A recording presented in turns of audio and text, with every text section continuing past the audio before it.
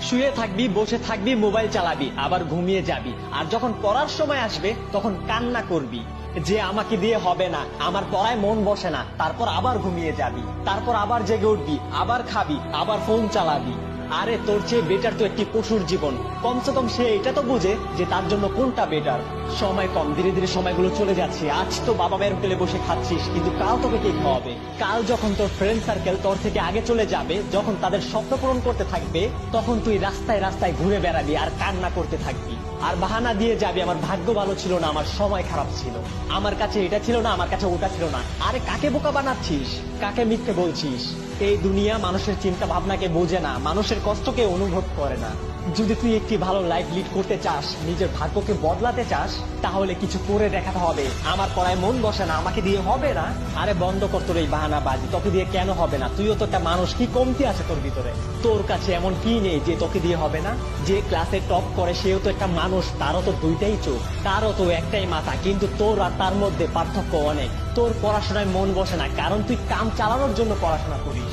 তোর কাছে পড়াশোনা একটি সাকসেস, কিন্তু এটি সাকসেস নয়। এটি জীবনের সাকসেস হওয়ার একটি রাস্তা। যার পড়াশোনায় মন বসে তার একটি স্বপ্ন থাকে, তার একটি গন্তব্য থাকে, তার মধ্যে কিছু অ্যাচিভ করার তীব্র ইচ্ছা থাকে। আর সে ভালো করেই জানে যে পড়াশোনা করার রাস্তা তাকে তার গন্তব্যে নিয়ে যেতে পারে। তার জন্য তার পড়াশোনায় মন বসে আর সে ক্লাসে টপও করে। পড়াশোনাকে নিজের সাফল্য নয়, নিজের সাফল্যের রাস্তা বানাও, তখন পড়াশোনায় মন বসবে।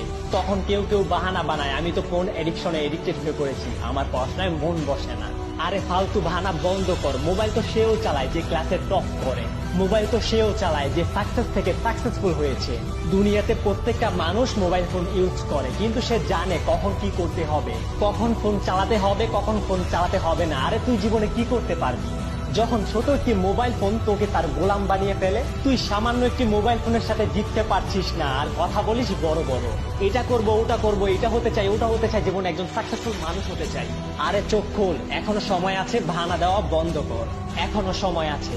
আর যদি এই কথাগুলো শোনার পরেও তোর ঘুম না ভাঙে, তাহলে আজকের পর থেকে আর কোনোদিন মোটিভেশনাল ভিডিও দেখবি না।